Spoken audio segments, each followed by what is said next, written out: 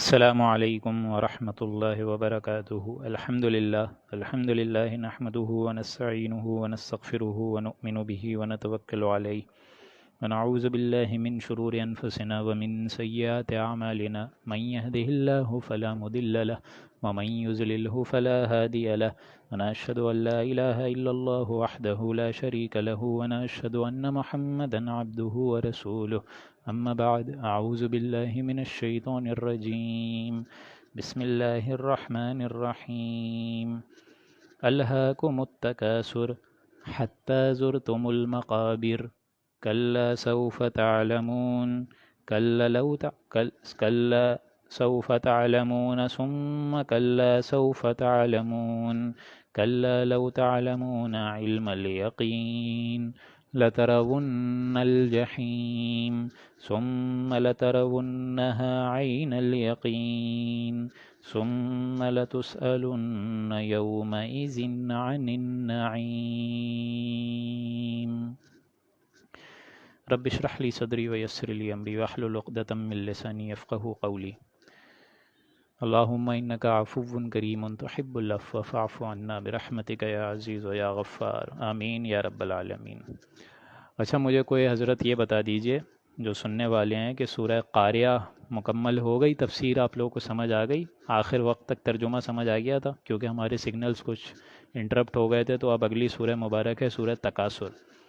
اگر اس میں کچھ آیات رہ گئی ہیں تو آپ بتا دیجئے تاکہ پھر ہم انشاءاللہ جو اختتامی چند صورتیں ہیں، 10 صورتیں ابھی بھی رہتی ہیں، 10 صورتیں بڑی بڑی ہو گئی ہیں۔ ٹھیک ہے، سورہ قاریہ کی اختتامی 3 آیات رہ گئی تھیں اس معاملے میں، تو ہم ذرا کر لیتے ہیں۔ پہلے تو یہ بات ہو رہی تھی کہ یہ حساب کتاب لیا کس طرح جائے گا روز قیامت۔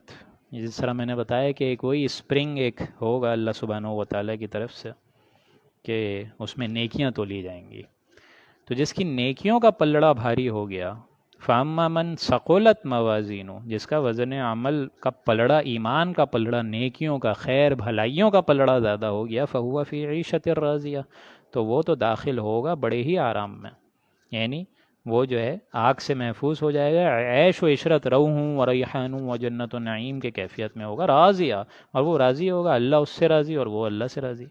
وَأَمَّا مَنْ خَفَّتْ مَوَازِينُهُ، اور جس شخص کا ایمان کا پلڑا ہلکا ہو گیا، کم ہو گیا، فَأُمُّهُ هَاوِيَةٌ، تو اس کا ٹھکانہ ہے ہاویہ۔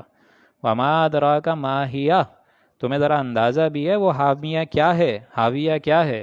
نار حامیہ، وہ آگ ہے دہکتی ہوئی، آتش سوزاں، یعنی قیامت کی آگ۔ اور اس آگ کو میں بتا رہا تھا کہ جہنم کی آگ کو آپ دنیا کی آگ پر قیاس نہ کریں، وہ بہت شدید ترین آگ ہے۔ یہ اس کا پورا نقشہ آ جائے گا اگلی سورہ ہمزہ میں کہ وہ آگ ہوتی کیا ہے، التی تطلع علی الافئدہ، وہ وہاں پڑھیں گے ابھی ہم 5-7 منٹ کے بعد، کہ وہ جو آگ ہوتی ہے وہ دلوں پر روشن ہوتی ہے۔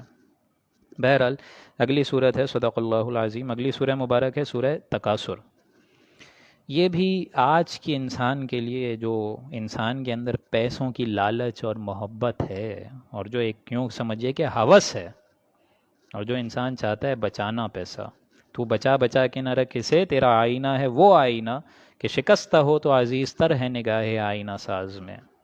اس کا پورا نقشہ اسے ایک چھوٹی سی صورت میں ہے۔ اعوذ باللہ من الشیطان الرجیم، بسم اللہ الرحمن الرحیم۔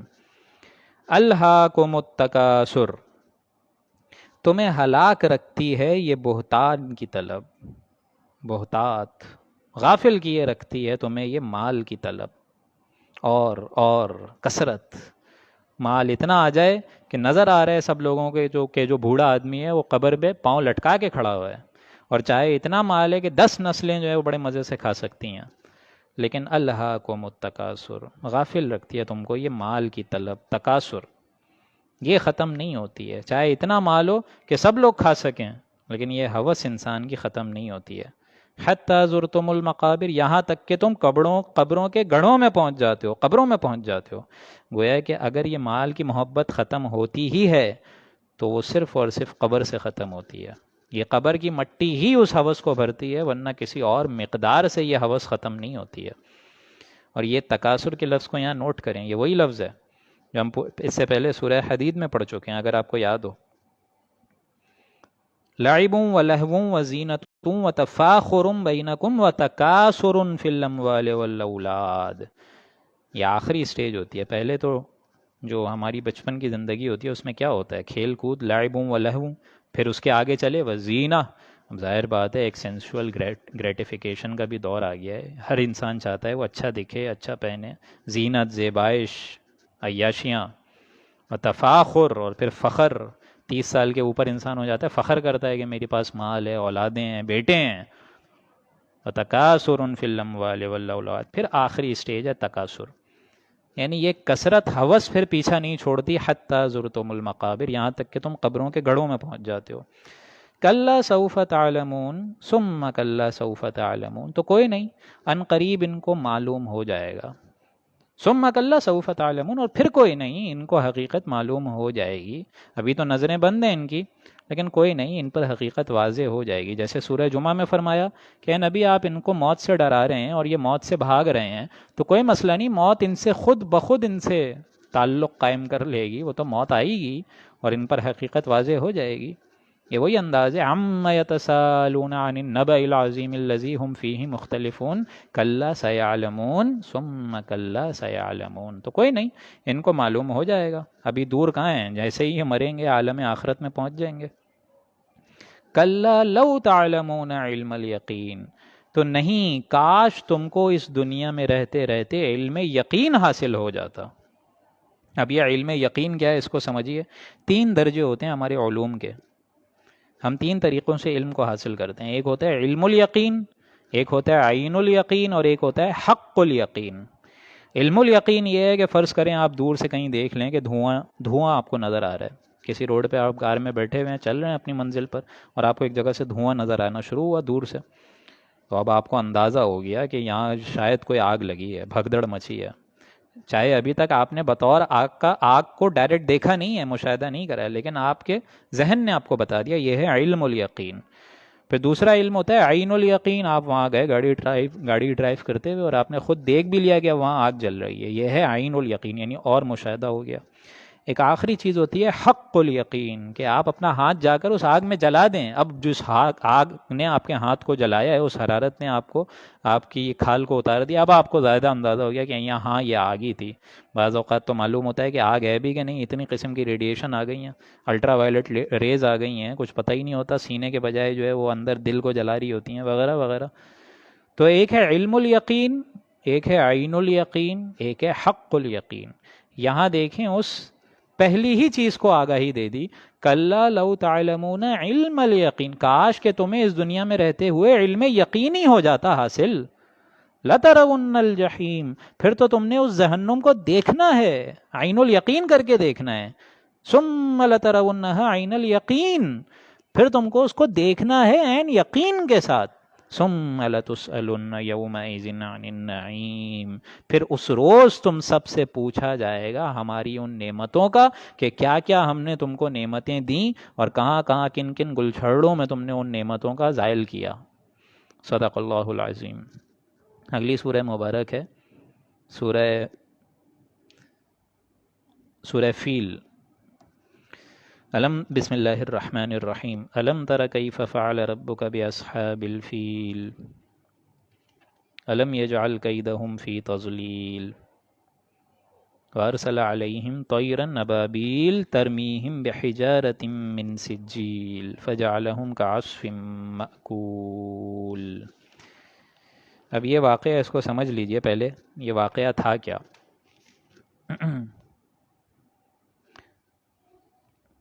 یہ واقعہ جو ہے وہ بڑا ہی عظیم الشان ایک واقعہ ہوا ہے. بلکہ ابھی تو سورہ فیل سے پہلے 2 صورتیں رہ گئیں. سورہ عصر بھی ہے اور سورہ ہمزہ. پہلے سورہ عصر پڑھ لیتے ہیں ہم لوگ. والعصر ان الانسان لفی خسر الا الذین آمنوا وعملوا الصالحات وتواصوا بالحق وتواصوا بالصبر. قسم ہے زمانے کی، یا گواہ ہے یہ زمانہ، پوری تاریخ انسانی، پوری کی پوری تاریخ انسانی اس بات پر گواہ ہے، ان الانسان لفی خسر، کہ انسان خسارے میں ہے. خسارے میں رہا یہ انسان.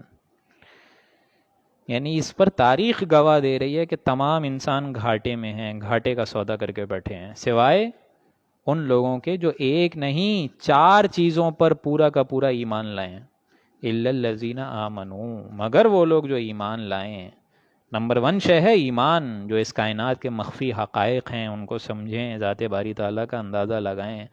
اندازہ تو نہیں، اس کی ایٹ لیسٹ معرفت اور محبت ہی لے لیں. ایمان باللہ، ایمان بالرسالت، ایمان بالآخرہ، یہ ساری چیزوں کو وہ پورا کریں. الا الذین آمنوا، ایمان کا مطلب تو یہ ہے. وعملوا الصالحات، پھر عملی تقاضوں کو پورا کریں. اس پر اگر خود قائم ہیں تو پھر اس کو دوسروں تک بھی پھیلائیں. وتواصوا بالحق، اور پھر دعوت دیں حق کی، اس حق کی دعوت کو پھیلائیں، امر بالمعروف نہی عن المنکر کریں. جب یہ کام کریں گے تو ظاہر بات ہے مصیبتیں آئیں گی، تکالیف آئیں گی، لوگ ناراض ہوں گے، ملامتیں کریں گے.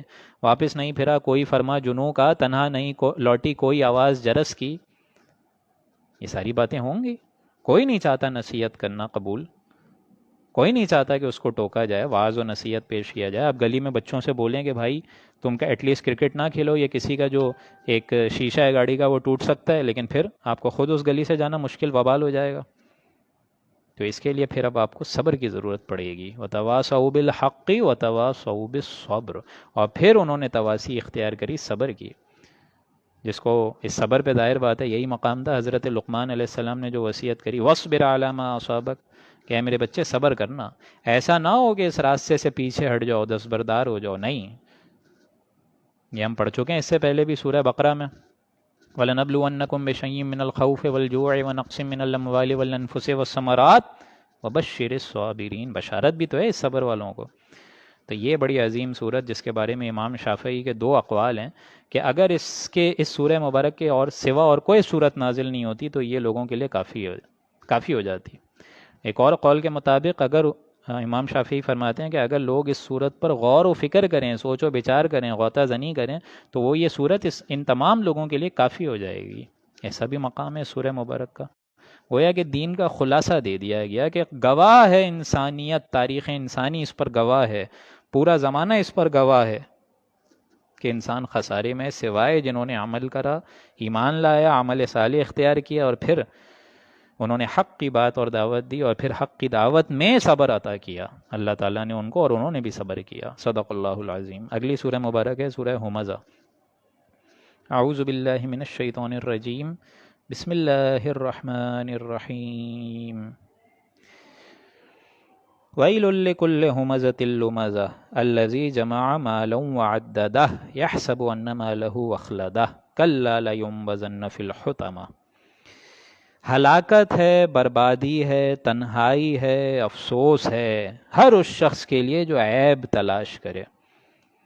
ظاہر بات ہے انسان کی زندگی میں اگر کوئی آئیڈیل نہیں ہوگا، اس کا کوئی مقصد ہی نہیں ہوگا، تو انسان پھر پستی میں گرے گا، چغلیاں کرے گا، تانے دے گا، غیبت کرے گا، مال ہڑپ کرے گا، جب اس کو معلوم ہی نہیں ہے، اللہ تعالیٰ کے بارے میں کوئی اس کا علم ہی نہیں ہے، آخرت پر اس کا ایمان ہی نہیں ہے، تو جو چاہے گا کرے گا. اور پھر وہ پستی کا، جس کے بارے میں ہم نے ابھی 4 بڑی قسمیں کھائیں، 4 بڑی قسمیں سنی اللہ کی طرف سے. والتین والزیتون وطور سینین وہذا البلد الامین لقد خلقنا الانسان فی احسن تقویم ثم رددناہ اسفل سافلین. پھر انسان جب گرنے پر آتا ہے تو اللہ اکبر، آپ کو اندازہ نہیں ہے کتنا گر جاتا ہے. بہت گرتا ہے پھر انسان، کہ جتنا کینہ اونٹ میں نہیں ہوتا، انسان میں اتنا کینہ پیدا ہو جاتا ہے. اتنی شہوت سور اور خنزیر میں نہیں ہوتی جتنی شہوت، اور یوں سمجھیے کہ ہٹ دھرمی اس انسان میں پیدا ہو جاتی ہے. اتنی خود غرضی بھیڑیوں میں، لومڑیوں میں نہیں ہوتی ہے جتنا انسان اس بھیڑیوں اور لومڑیوں کو مات دے دیتا ہے. اس لیے فرمایا وَيْلٌ لِّكُلِّ هُمَزَةٍ لُّمَزَةٍ. بڑی خرابی ہے، ہلاکت ہے، بربادی ہے، افسوس ہے، ویل. اور ویل وہ بھی ہے کہ جہنم کی وہ وادی جس سے جہنم خود پناہ مانگتی ہے. لِكُلِّ هُمَزَةٍ لُّمَزَةٍ، جو ہر عیب نکالتا ہے، نقطہ کشی کرتا ہے، پس پشت غیبت کرتا ہے، تانے دیتا ہے. یہ آج کتنے لوگ کر رہے ہیں ہمارے اس ملک میں؟ ملک کو تو چھوڑیں، ہمارے گھروں میں کتنی ہو رہی ہے. الذی جمع مالا وعددہ، اور وہ جمع کرتا ہے مال اور پھر وہ اس کو گنتا ہے، حساب کرتا ہے کہ آج جو ہے میری فیکٹری 1 سے 2 ہو گئی، 2 سے 4 ہو گئی، آج جو ہے میرا مال، میری بیلنس شیٹ بڑھتی جا رہی ہے، 1 لاکھ کے بجائے 10 مہینوں میں جو ہے 1 کروڑ تک مال پہنچ گیا ہے. یحسب ان مالہ اخلدہ، سمجھتا ہے کہ اس کا مال جو ہے یہیں رہ جائے گا، اخلدا، ہمیشہ ہمیشہ کے لیے مال یہیں رہ جائے گا اس کا. کلا، ایسا نہیں ہے. لَيُنبَذَنَّ فِي الْحُطَمَةِ، اس کو تو داخل کیا جائے گا حطمہ میں. یعنی یہ گمان کرتا ہے انسان کہ اس کا مال یہیں رہ جائے گا. ظاہر بات ہے، ہم سب جانتے ہیں کہ ہمارا مال یہیں رہ جائے گا. انسان جانتا ہے کہ اس نے مرنا ہے، سارا مال تو لے کر نہیں جانا. لیکن اسی مال کے استعمال سے وہ ایسے نشانات چھوڑ جاتا ہے اس دنیا میں کہ اس کا نام باقی رہ جاتا ہے. یہ پیرامڈس کیوں بنائے گئے، یہ ایفل ٹاور کیوں بنائے گئے؟ انسان کو تو معلوم ہے اس نے مرنا ہے، لیکن مال سے انسان اپنے نام کو زندہ رکھنے کی کوشش کر کے گیا ہے دوستوں. ان مالہ اخلدا یحسب ان مالہ اخلدا، کہ جو سمجھ رہا ہے کہ اس کا مال اس کے لیے ہمیشہ ہمیشہ اس کی دستگیری کرے گا. کلا، ایسا نہیں ہے. لَيُنبَذَنَّ فِي الْحُطَمَةِ، وہ تو اللہ تعالیٰ کی طرف سے اس حطمہ میں ڈالا جائے گا. وَمَا أَدْرَاكَ مَا الْحُطَمَةُ، اور اے انسانوں تمہیں اندازہ بھی ہے وہ حطمہ کیا ہے؟ نار اللہ الموقدہ، وہ تو آگ ہے دہکتی ہوئی، توڑ پھوڑ کرنے والی. التی تطلع علی الافئدہ، جو کہ دلوں پر روشن کی جائے گی. کتنی ریڈیشن ایسی ہے جس کا ہمیں اندازہ بھی نہیں ہے. انفرا ریڈ ریز ہیں، میں تو خود ریڈیولوجسٹ ہوں، مجھے اندازہ ہے. Ultraviolet rays, X rays, infrared rays, یہ ساری کی ساری ریڈیشن یہ ہماری کھالوں کو تو نہیں جلاتی. وہ جہنم کی آگ تو گویا کہ ایٹامک ریڈیشن کی طرح ہے جس کے اثرات بون میرو پر ہوتے ہیں. التی تطلع علی الافئدہ، جو کہ روشن ہوگی انسان کے دل پر. انہا علیہم مؤصدہ، اور وہ آگ انہی پر بند کر دی جائے گی، گویا کہ پوری حرارت ان کے اوپر قابض ہو جائے. فی عمد ممددہ، بڑے بڑے اونچے ستونوں والی، لمبے لمبے ستونوں والی آگ ہوگی وہ. صدق اللہ العظیم. اگلی سورہ مبارک اب آ گئی ہے سورہ فیل. بسم اللہ الرحمن الرحیم. الم تر کیف فعل ربک باصحاب الفیل، کیا آپ کو نہیں معلوم کہ اللہ تعالیٰ نے کیا حشر کرا ہاتھی والوں کے ساتھ؟ اس کا پس منظر پہلے سمجھ لیجئے کہ حضور اکرم صلی اللہ علیہ وسلم کی ولادت کے وقت یا تو یہ موقع ہوا ہے، یہ واقعہ ہوا ہے، یا تو ان کے 50 دن کے بعد. اب یہ نہیں پتہ، لیکن یہ سال تھا عام الفیل. اسی میں ولادت ہوئی ہے حضور کی، جس سال ابرہہ یمن سے فوج لے کر آیا تھا کعبہ مبارک کو ڈھانے کے لیے، تباہ و برباد کرنے کے لیے معاذ اللہ. وہ عیسائی تھا، اس نے بھی ایک بڑا سا کلیسا بنایا تھا کعبے کی طرح، اور اس میں وہ جو چاہتا تھا کہ پوری دنیا کے لوگ جو ہے یہاں پہ جس طرح کعبے کی عبادت کرتے ہیں، طواف کرتے ہیں، تو یہاں پہ بھی کریں. اب وہاں ہوا یہ کہ اس نے بنا تو ڈالا لیکن آیا کوئی بھی نہیں. اب وہ غصے جلن میں، اور عین اسی موقع پہ یہ بھی ہو گیا کہ ایک عرب وہاں گیا اور اس کے کلیسے میں جو ہے وہ قضائے حاجت کر کے آ گیا. اب یہ غصے اور غضب میں بھاگتا ہوا آیا پوری کی پوری فوج کو لے کر، اور اس نے ارادہ کرا کہ اب جو ہے میں اس کعبے کو ڈھاؤں گا معاذ اللہ. اب یہ اس کے مطابق ہے. الم تری کیف فعل ربک باصحاب الفیل، کیا حشر کرا تم نے دیکھا نہیں ہے انسانوں اللہ تعالیٰ نے ان ہاتھی والوں کے ساتھ. الم یجعل کیدہم فی تضلیل، کیا ان کی تدبیر کو ہلاک نہیں کر دیا، سرتاپا غلط نہیں کر دیا. وہ آئے ترتیب لے کر کے اللہ تعالیٰ کے اس عظیم الشان گھر کو تباہ و برباد کریں گے معاذ اللہ. اللہ نے کیا کیا؟ وَأَرْسَلَ عَلَيْهِمْ طَيْرًا أَبَابِيلَ، تو اللہ نے بھی ان پر غول کے غول، جھنڈ کے جھنڈ، وہ سمندر پہ وہ جو ابابیل اڑ رہی ہوتی ہیں، اب تو وہ خانہ کعبہ کے گرد بھی آپ لوگوں کو نظر آتی ہیں، وہاں سے پورا سمندر کے اوپر سے جو جھنڈ تھا غول کے غول پرندوں کا، وہاں لے گیا اللہ. ترمیہم بحجارۃ من سجیل، جو ان لوگوں پر کنکریوں کی پتھریاں پھینکتے تھے. یعنی انہی کی چونچوں میں سنگ گل، جس کا ہم بتا چکے ہیں، پورا ذکر کر چکے ہیں کہ وہی مٹی کا جو ڈھیلا ہوتا ہے، پھر جو ہے وہ اس پہ بارش پڑتی ہے، گیلا ہوتا ہے، پھر وہ اس پہ ریگستان کی ایک تپش ہوتی ہے، اور پھر جو ہے اس پہ گرمی.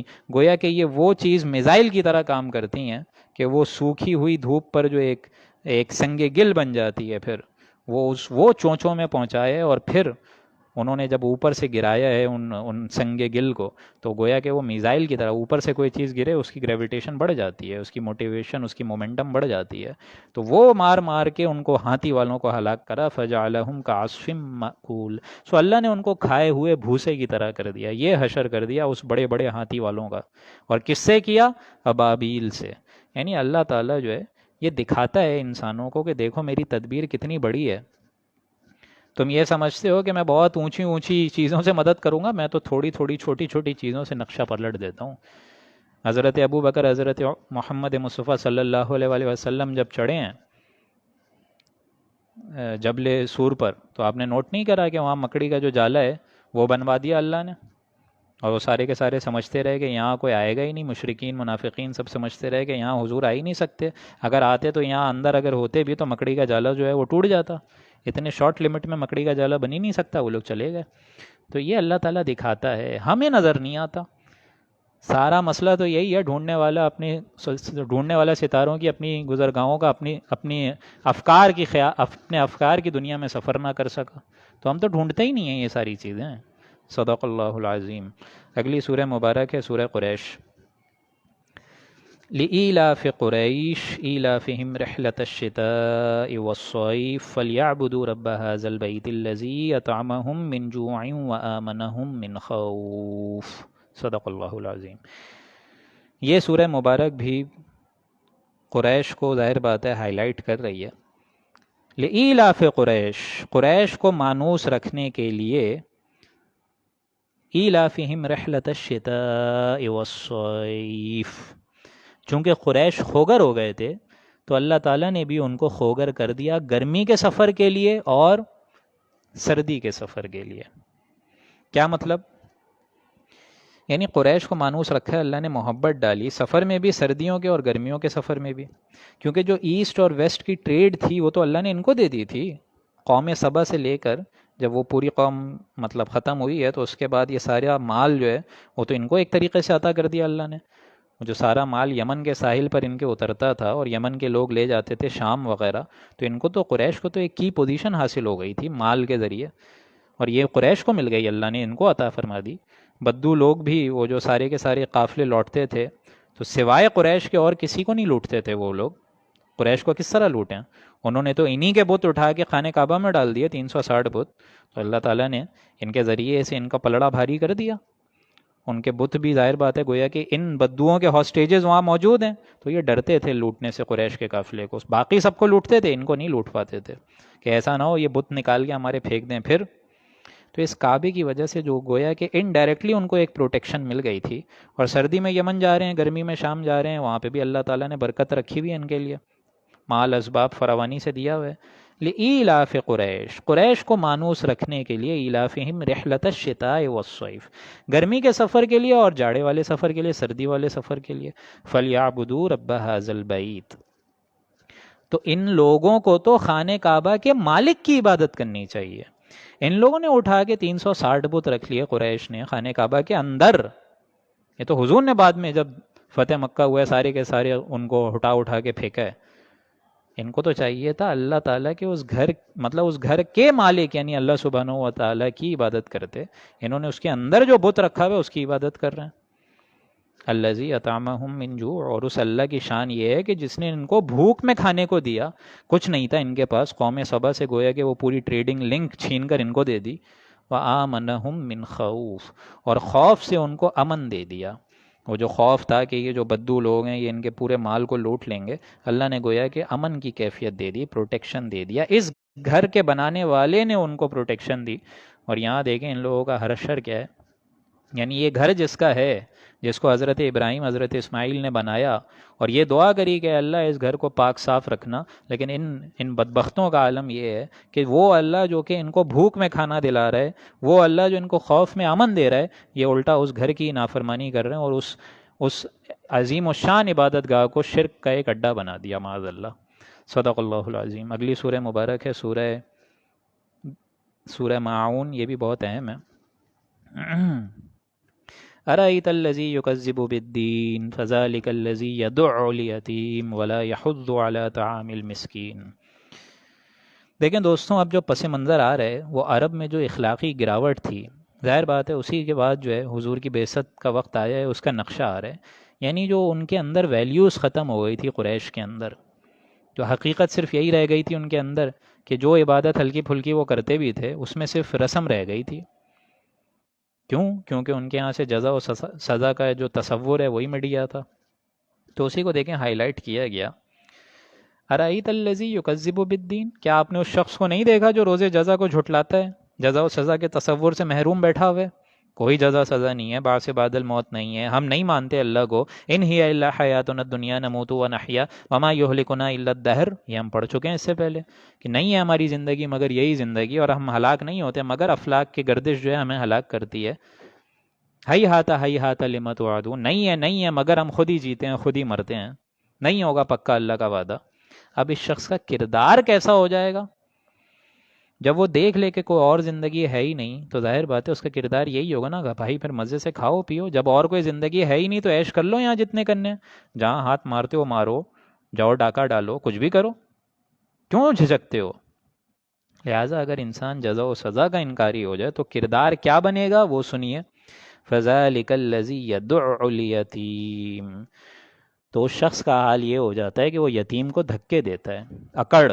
کون سا فائدہ ہے بھائی پھر یتیم کو کھلانے کا؟ خود مال جمع کرو۔ ولا يحض على طعام المسکین، اور محتاج کو کھانا کھلانے پر دوسروں کو بھی ترغیب نہیں دیتا، خود تو کیا کھلائے گا دوسروں کو بھی نہیں کہتا۔ کیوں؟ کیونکہ اگر وہ کہہ دے گا کہ بھائی تم کیوں نہیں کھلاتے پھر کیا منہ رہ جائے گا، تو اس سے بہتر ہے خاموشی رہو۔ فویل للمصلین، تو ہلاکت ہے، تنہائی ہے، بربادی ہے، افسوس ہے ایسے نمازیوں کے لیے۔ ظاہر بات ہے کچھ نہ کچھ عبادت تو وہ بھی کرتے تھے نا، نماز سے مراد یہاں پہ بیت اللہ سے کہ ہاں وہ جاتے تھے بیت اللہ کے پاس، بھلے وہ سیٹیاں بجاتے تالیاں بجاتے، مادر ذات جو ہے وہ برہنہ ہو کر طواف کرتے تھے وہاں پر، تو یہ بھی کرتے تھے، وہ کہتے تھے بھائی یہ کیوں ہم لوگ جو ہے اضافی اپنے اوپر بوجھ ڈالیں، اللہ نے جس طرح پیدا کیا ہے ویسے ہی ہم لوگ بھی اس گھر کا طواف کریں گے، برہنہ ہو کے طواف کرتے ہیں۔ تو فویل للمصلین، افسوس ہے ان نمازیوں کے لیے، الذین هم عن صلاتهم ساہون، کہ جو اپنی نماز، جن کی نماز نے ان سے غفلت برتی ہوئی ہے، یا جنہوں نے نماز سے اصل غفلت برتی ہوئی ہے، اپنی نماز کو بھلائے بیٹھے ہوئے ہیں، ترک کیے ہوئے ہیں، یعنی اپنی نمازوں سے غافل سے مراد اس نماز کی روح مر گئی ہے، اس عبادت کا اصل خشوع قلب ان کو محسوس نہیں ہوتا، ان کے اندر احساس نہیں ہے کہ کس کے سامنے کھڑے ہیں۔ یہی حال آج ہمارا بھی ہے، آج ہم اللہ کے سامنے کھڑے ہوتے ہیں، خشوع قلب کہاں ہوتا ہے؟ احساس ہوتا ہے کہ کس کے سامنے کھڑے ہیں؟ اخلاص کے ساتھ بولتے ہیں ایاک نعبد و ایاک نستعین، اور اخلاص کے ساتھ اس پر عمل بھی کرتے ہیں، تو برابر ہو گیا معاملہ۔ وہ نماز گو گیا کہ رسم رہ گئی رسم اذاں، روح بلالی نہ رہی، فلسفہ رہ گیا، تلقین غزالی نہ رہی، یہ تو رسمیں بن گئی ہیں ساری کی ساری۔ نماز و روزہ، قربانی و حج سب باقی ہے، تو باقی نہیں ہے، تو وہ معاملہ ہو گیا۔ فویل للمصلین الذین هم عن صلاتهم ساہون، تو ہلاکت، تنہائی، افسوس، بربادی، ویل ہے ایسے مسلمانوں پر، ایسے نمازیوں پر جن کی نماز سے وہ غافل ہیں، ان کو سمجھ نہیں آ رہا کہ ان کے آگے کھڑے ہیں، اور ان کے اندر کردار کی پستی کا یہ تک عالم ہو گیا ہے، الذین هم یراؤون، جو ایسے ہو گئے ہیں جو ریاکاری کر رہے ہیں، دکھاوے کے لیے پڑھ رہے ہیں ساری چیزیں۔ ظاہر بات ہے میری جو ہے چودراہٹ، میری جو ہے تکبر، میں کتنا بڑا متقی ہوں، یہ چیزیں پھر دکھانے کے لیے ہو جاتی ہیں۔ وَيَمْنَعُونَ الْمَاعُونَ، اور پھر ان کی اخلاق کی سب سے بڑی گراوٹ یہ کہ وہ عام چیزوں تک کو مانگنے پر عطا نہیں کرتے۔ پرانے زمانے میں تو یہ ہوتا تھا نا کہ بھائی جائیے کوئی گھر میں نمک وغیرہ ختم ہو گیا، آج بھی ہوتا ہے، نمک ختم ہو گیا، دال ختم ہو گئی ہے، ذرا پیاز ختم ہو گیا، دے دیجئے، لیکن ان لوگوں کی گرفتار کی عالم یہ ہو گیا، ان کی گراوٹ، اخلاقی گراوٹ اس حد تک گر گئی ہے کہ ان چیزوں میں بھی یہ بخل کرتے ہیں، عطا ہی نہیں کرتے ان کو۔ یہی آج حال ہمارا ہوا ہے حال، ذرا سے کسی سے کچھ مانگنے چاہیں، پچھلے زمانے میں تو ایٹ لیسٹ پھر بھی تھا یہ، جب ہم نے دیکھے اپنی نانیوں کو، دادیوں کو، داداؤں کو، والدہ والد کو، وہ دیکھتے تھے ہم لوگ کہ مل جاتا تھا آرام سے ساری چیزیں، کبھی ہوتا تھا ختم ہو جاتی تھی چیزیں، تو لوگوں کے اندر ہم آہنگی اس زمانے میں تھی، لیکن اب تو معلوم ہوتا ہے یہ سرے سے خیر سے ایک دم خالی ہو گئے ہیں۔ صدق اللہ العظیم۔ اور اس کے لیے بہانے تلاش کرتے ہیں، بعض اوقات بہانے تلاش کرتے ہیں، جھوٹ بولتے ہیں کہ نہیں ہے، بھائی صاف صاف بتا دو نہیں دینا چاہ رہے ہو، لیکن ان اخلاق کی گراوٹ ہے دوستوں یہ۔ صدق اللہ العظیم۔ اگلی سورہ مبارک ہے سورہ کوثر۔ آج انشاءاللہ ہم لوگ سورہ صمد تک پڑھیں گے، تو گویا کہ چھوٹی چھوٹی 3 یا 4 صورتیں مزید رہ گئی ہیں، 4 یا 5 صورتیں۔ بسم اللہ الرحمن الرحیم۔ انا اعطیناک الکوثر فصل لربک وانحر ان شانئک ھو الابتر۔ دیکھیں سورہ مبارک جو ہے یہ تاریخی اعتبار سے بھی بہت اہم ہے، اور اسی پس منظر میں حضور کا بھی گویا کہ نبوت کا ظہور ہو رہا ہے۔ انا اعطیناک الکوثر، اے نبی اکرم صلی اللہ علیہ وآلہ وسلم، ہم نے آپ کو خیر کثیر دیا ہے. یہاں ترجمہ یہ بھی ہے کہ حوض کوثر دیا ہے، لیکن حوض کوثر کے علاوہ بھی اتنا خیر حضور کو دیا ہے، اتنا خیر حضور کو دیا ہے. سب سے بڑا خیر کیا ہے؟ یہ ہدایت کا سرچشمہ، یہ قرآن مجید، سب سے بڑا خیر. پھر ایک اور خیر، خیر حکمت، وَمَن يُؤْتَ الْحِكْمَةَ فَقَدْ أُوتِيَ خَيْرًا كَثِيرًا، کہ جس کو یہ حکمت دانائی عطا فرما دی، دانش مندی عطا فرما دی، اس کو تو خیر کثیر دیا ہے. پھر اے نبی ہم نے آپ کو انسانیت کی معراج پر پہنچا دیا، یہ خیر کثیر نہیں ہے کیا؟ فَصَلِّ لِرَبِّكَ وَانْحَرْ، تو اے نبی آپ نماز پڑھیے اور اپنے رب کی راہ میں قربانی عطا فرمائیے. عید الاضحیٰ کا نقشہ ہے کہ پہلے ہم نماز پڑھتے ہیں، پھر قربانی عطا کرتے ہیں اللہ کی راہ میں. ان شانیک هو الابتر، یقیناً اے نبی آپ کا دشمن جو ہے وہی رہ جائے گا دم کٹا، یعنی بے اولاد. جب حضور اکرم صلی اللہ علیہ وآلہ وسلم کا ایک بیٹا فوت ہو گیا، غالباً حضرت ابراہیم نام تھا ان کا، تو بچپن کی حالت میں فوت ہو گیا، تو یہاں قریش کو موقع مل گیا بولنے کا اور پرزیکیوٹ کرنے کا کہ تو یہ شخص تو معلوم ہوتا ہے ایک دم دم کٹا رہ گیا ہے، اب آگے اس کا کوئی نام لینے والا نہیں ہے، کوئی نام لینے والا نہیں رہا. بیٹوں سے تو نام چلتا ہے، آگے تو اس کی بچیاں ہیں، اب کون نام لے گا اس کا؟ تو یہاں فرمایا گیا کہ اے نبی آپ بے فکر ہو جائیے، آپ کو تو اللہ سبحانہ و تعالیٰ کروڑوں خربوں بیٹے عطا فرمائے گا امت کی شکل میں، ہاں لیکن اے نبی اصل میں آپ کے دشمن کا نام لینے والا کوئی نہ بچے گا. صدق اللہ العظیم. بسم اللہ الرحمن الرحیم. قل یا ایھا الکافرون لا اعبد ما تعبدون. یہ ہے اعلان برات حضور کی طرف سے کہ جب حق حضور نے ظاہر کر دیا قریش کو، اتمام حجت ہو گیا، ظاہر ہو گیا سب دین اسلام، الیوم اکملت لکم دینکم واتممت علیکم نعمتی ورضیت لکم الاسلام دینا ہو گیا، کہ اللہ سبحانہ و تعالیٰ نے دین حق واضح کر دیا. حضور نے بھی اپنی قول فعل عمل اور سیرت و کردار کی آگاہی کر کے پورا دین حق واضح کر دیا. اب گویا کہ اعلان برات ہے ان قریش سے کہ وہ اب بھی اگر اپنے باطل دین کو نہ چھوڑیں، تو حضور فرما رہے ہیں کہ اب اعلان برات ہے، میرا اور تمہارا کوئی لنک نہیں ہے. قل یا ایھا الکافرون، اے نبی آپ ان کافروں سے کہہ دیجئے کہ اے کافروں. اب یہ انداز داعیانہ نہیں ہوتا، داعی کا جو انداز ہے وہ تو ہوتا ہے یا ایھا الناس، ہے میرے پیارے لوگوں، اے خدا کے بندوں، اے خدا کے مخلوق. یہ ہے اعلان برات کے اب سپریشن ہو رہی ہے ہمارے اور تمہارے درمیان، جو ہے ڈائلاگ بھی ختم. قل یا ایھا الکافرون لا اعبد ما تعبدون، یقیناً تم عبادت نہیں کرتے ہو اس کی جس کی میں عبادت کرتا ہوں. لا اعبد ما تعبد، میں تمہارے معبود کی عبادت نہیں کر سکتا ہوں، یعنی تم جن کو اللہ کے سوا پوج رہے ہو میں ان کی نفی کرتا ہوں. لا اعبد، میں نہیں کر سکتا اس کی عبادت، ما تعبدون جس کی تم عبادت کرتے ہو. ولا انتم عابدون ما اعبد، نہ تم عبادت کر سکتے ہو اس ذات کی جس کی میں عبادت کرتا ہوں. تم پتہ نہیں کس اللہ کا تصور لے کے اس کی عبادت کر رہے ہو، اس کو پوج رہے ہو، اس کے ساتھ بیٹیاں بھی لگا رہے ہو. جس عبادت اللہ کی میں کرتا ہوں، جس اللہ کی عبادت میں کرتا ہوں، اس کی ایسی کوئی بیٹیاں بیٹے نہیں ہیں، وہ اکیلا ہے. ولا انا عابد ما عبدتم، اور نہ آئندہ بھی میں ان معبودوں کی پرستش کروں گا، عبادت کروں گا. میرا فیوچر میں بھی یہ نہ سمجھو کہ میں ابھی منع کر رہا ہوں تو فیوچر میں نہیں، فیوچر تک تا قیامت میں کسی ایسے معبود کی عبادت نہیں کر سکتا اللہ کو چھوڑ کے. ولا انتم عابدون ما اعبد، اور نہ تم میرے معبودوں کی پرستش کر سکو گے یا کرو گے، میرے معبود کی پرستش کرو گے. لکم دینکم ولی دین. اب یہ آخری اعلان برات کہ میرے لیے میرا دین ہے اور تمہارے لیے تمہارا دین. تم جاؤ اپنا جو طریقہ چننا ہے چن لو، ٹھیک ہے، تم کو تمہارا طریقہ مبارک ہو، میں اپنے ذات باری تعالیٰ واحد ذات کی بندگی کروں گا. صدق اللہ العظیم. اگلی سورہ مبارک ہے سورہ نصر. اذا جاء نصر اللہ والفتح، جب اللہ کی مدد آ جائے، جب آپ دھمکے آ پڑے اللہ سبحانہ و تعالیٰ کی مدد.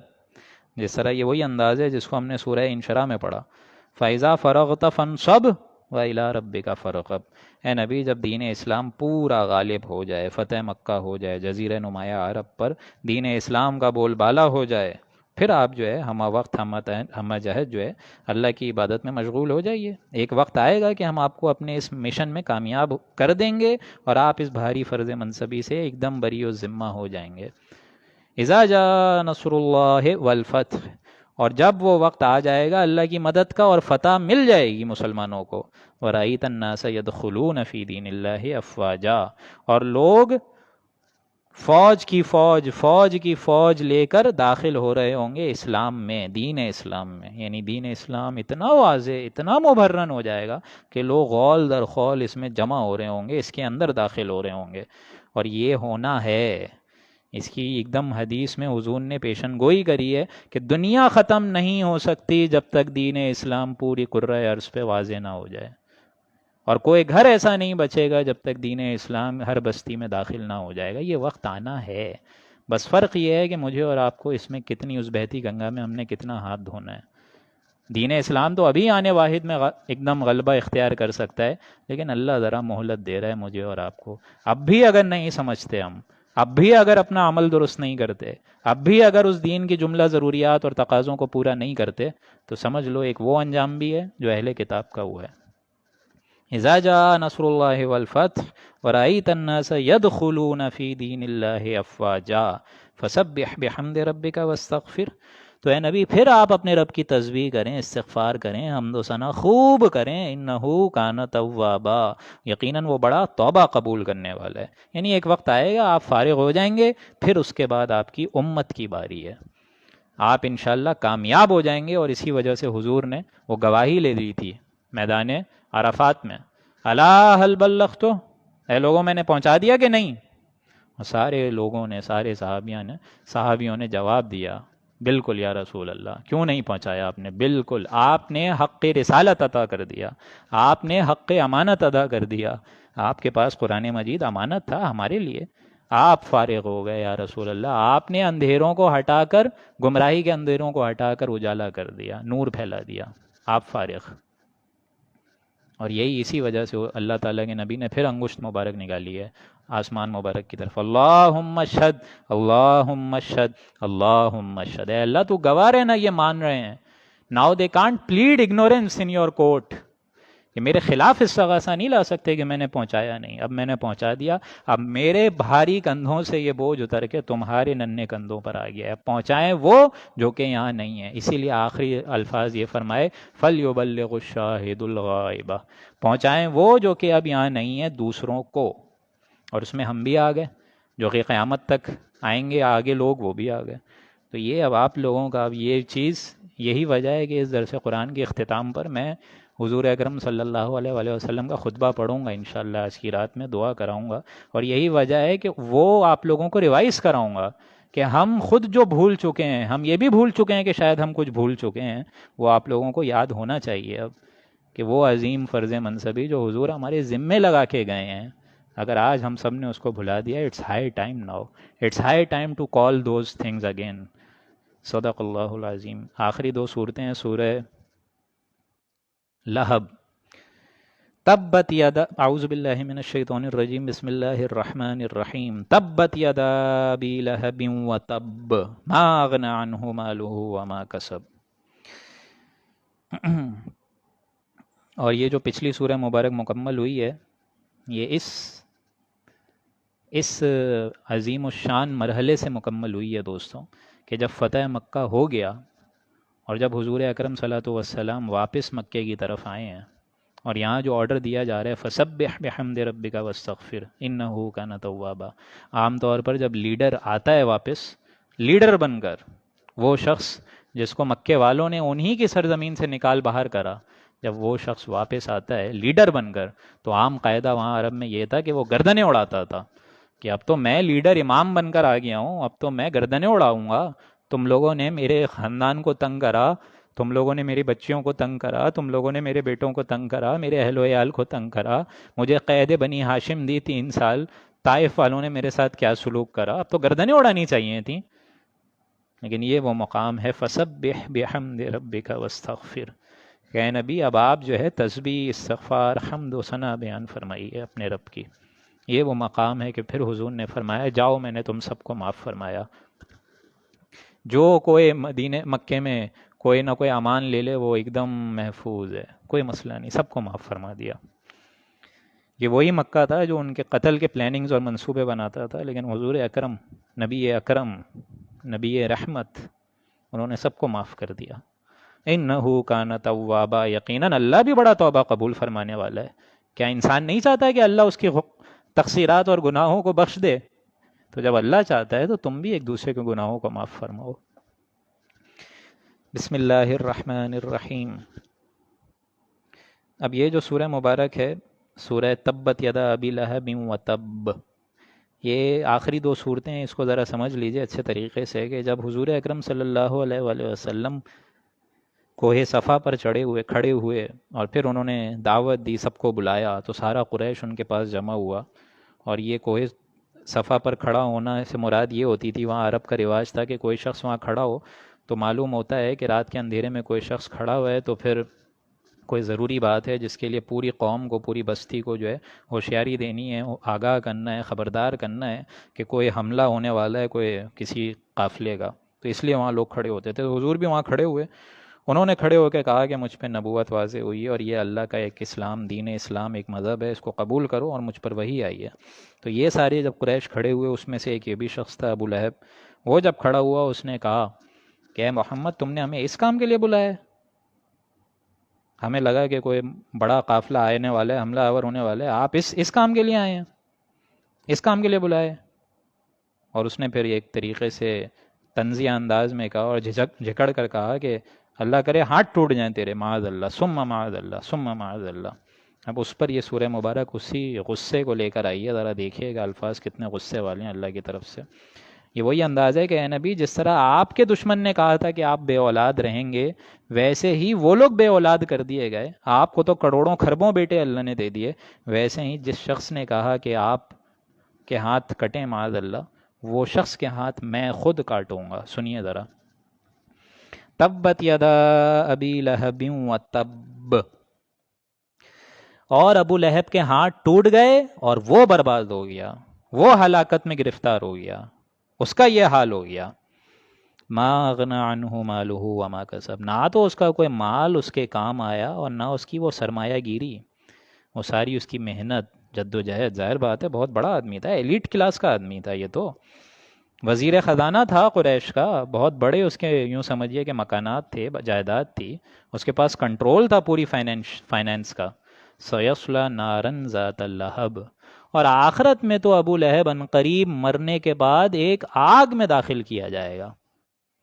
آگ کے اندر، لہب دیکھیں یہ اس سے لفظ سے بھی مناسبت رکھتا ہے، کیونکہ اس کا جو ابو لہب خود بھی شخص تھا، یوں سمجھیے بہت سرخ رنگ کا اور بڑی بڑی آنکھوں والا تھا۔ تو اللہ تعالیٰ کہہ رہا ہے اس چہرے کی جس طریقے کی خوبصورتی ابھی آپ یہ لیے پھر رہا ہے، لال کلر کا چہرہ ہے، آنکھیں بڑی بڑی ہیں، قیامت میں وہ آگ بھی لال ہوگی جو اس کے چہرے کو جھسا دے گی۔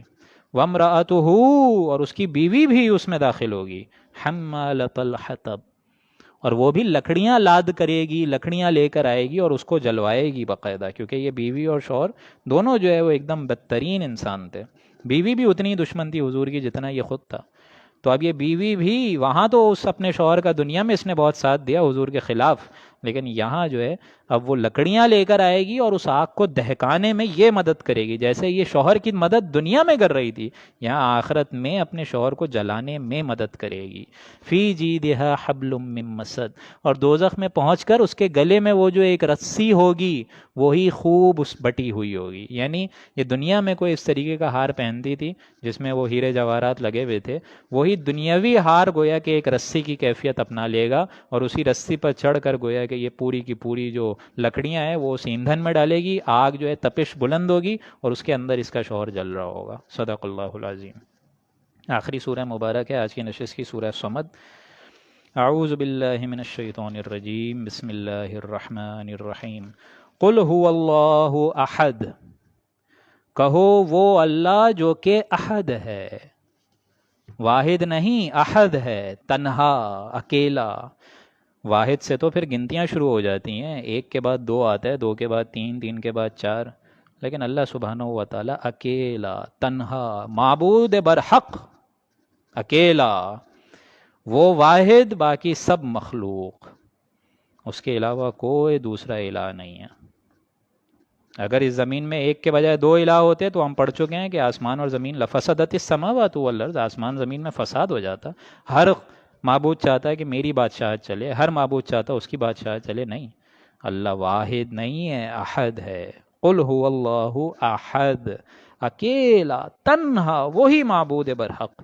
اللہ الصمد، یہاں لفظی ترجمہ ہے وہ بے نیاز ہے، لیکن سمت کہتے ہیں اس چوٹی کو، اس پہاڑ کی چوٹی کو جس کے پیچھے جو بڑے بڑے سردار ہوتے تھے، وہ جو بڑے بڑے لشکر ہوتے تھے وہ پہاڑ کی چوٹی کے پیچھے سے حملہ کرتے تھے، پہاڑ گویا کہ پروٹیکشن ہے ان کے لیے. تو یہ اللہ ایسے پہاڑ کی مانند ہے جو کہ پوری مخلوق پر چھایا ہوا ہے، پوری مخلوق اس کی زیر نگران ہے. اللہ سبحانہ و تعالیٰ کی جو ذات ہے وہ ظاہر بات ہے خود اس کے اندر حیات کی رمق ہے، اور اس کی ذات جو ہے وہ کسی کی عطا کردہ نہیں ہے. اس نے سب کو زندگی بخشی ہے اور وہ جب چاہے لے لے، لیکن خود اس کی ذات جو ہے وہ آپ اپنے اسی بلبوتے پر قائم ہے. لا یحیطون بشیء من علمہ الا بما شاء، کہ اللہ تعالیٰ نے ہر ایک انسان کو جو علم بھی دیا ہوا ہے وہی اس کی عطا ہے. اللہ الصمد، وہ بے نیاز ہے، ذات و صفات میں اس کا کوئی ساجی نہیں ہے، کوئی ہم پلہ نہیں.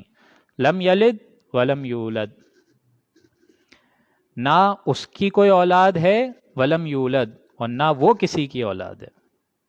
نہ اس کو کسی نے جنا، نہ وہ خود کسی سے جنا. اس میں بھی دیکھیں نفی ہو گئی ان قریش کی جنہوں نے یہ کانسیپٹ اور عقیدہ گڑھا ہوا تھا کہ اللہ سبحانہ و تعالیٰ نے معاذ اللہ بیٹیاں رکھی ہوئی ہیں. تو نہیں، یا یہ فرشتے اللہ کی بیٹیاں معاذ اللہ، نہیں. نہ اس کی کوئی بیوی، نہ جورو، نہ کوئی اولاد، اور نہ اس کو خود کسی نے جنا. ولم یکن لہ کفوا احد، اور اللہ سبحانہ و تعالیٰ کا کوئی ہم پلہ بھی نہیں ہے اس کی صفات کے مطابق. ہم ذات، ہم صفات کے مطابق بھی اس کا کوئی ساجی اور شریک نہیں ہے. یہ سورہ مبارک کتنی اہم ہے کہ حضور اکرم صلی اللہ علیہ وآلہ وسلم نے فرمایا کہ ثلث القرآن، یہ تین، مطلب اگر اس قرآن مجید کی اس صورت مبارک کو 3 دفعہ پڑھ لیا جائے تو یہ قرآن مجید کے ہم وزن ہو جاتی ہے. تو یہ توحید کے لحاظ سے عظیم الشان ایک گلدستہ اللہ سبحانہ و تعالیٰ نے ہمیں عطا فرمایا. اب انشاءاللہ آج کے دن رات کی، صدق اللہ العظیم، آج کے دن رات میں ہم ایک تو 2 صورتیں کریں گے، سورہ فلق، سورہ ناس، اور اس کے بعد ہم لوگ انشاءاللہ العزیز خطبہ حجۃ الوداع کریں گے انشاءاللہ. اس میں وہ جو مسنون ایک دعا بھی ہے وہ بھی اس خطبہ حجۃ الوداع کے اختتام پر ہوگی، اور وہ دعا بھی اس سینس میں ہوگی کہ جتنا ہمارا یہ سفر گزرا ہے جون سے لے کے اب اپریل چل رہا ہے، اس گویا کہ کم و بیش 1 سال میں ہم نے جو مکمل کرا اس میں آپ لوگ اپنا بھی فیڈ بیک دیجیے گا، اور کوئی اس میں کمی بیشی ہو اللہ سبحانہ و تعالیٰ اس کو درگزر فرمائے. دعا کی شرکت آپ لوگ کریے گا، کیونکہ وہ دعا قرآن مجید کے ہی مطابق ہوگی اور قرآن مجید کے نظام کے حساب سے ہوگی. اور رمضان شریف جو کہ آئندہ آنے والا ہے 2 دنوں کے اندر یا 3 دنوں میں، جب بھی چاند نظر آتا ہے تو اس حساب سے اس میں جو ہماری ایک پیش قدمی ہوگی اس چیز کی ایک ہائی لائٹنگ اس دعا میں بھی ہوگی. تو اللہ تعالیٰ آپ سب کا اس پورے 1 سال کم و بیش جو ہم لوگ نے گزارا ہے اس میں آپ سب کا بیٹھنا قبول فرمائے.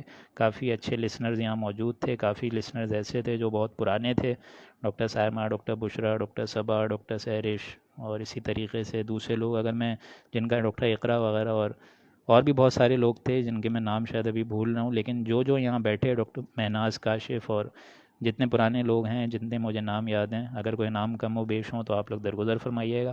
لیکن اللہ سبحانہ و تعالیٰ ان سب کی کوششوں کو اللہ مقبول فرمائے. اے پروردگار عالم، یہ صرف تیرے کلام مبارک اور اس میں جو ذات و صفات لکھی ہوئی ہیں اس کو سمجھنے بیٹھے تھے، تو ان کا یا اللہ بیٹھنا قبول فرما، میرا پڑھنا قبول فرما، اور پروردگار عالم ہم سب کو خیر و برکت کے ساتھ رمضان میں داخلہ فرما.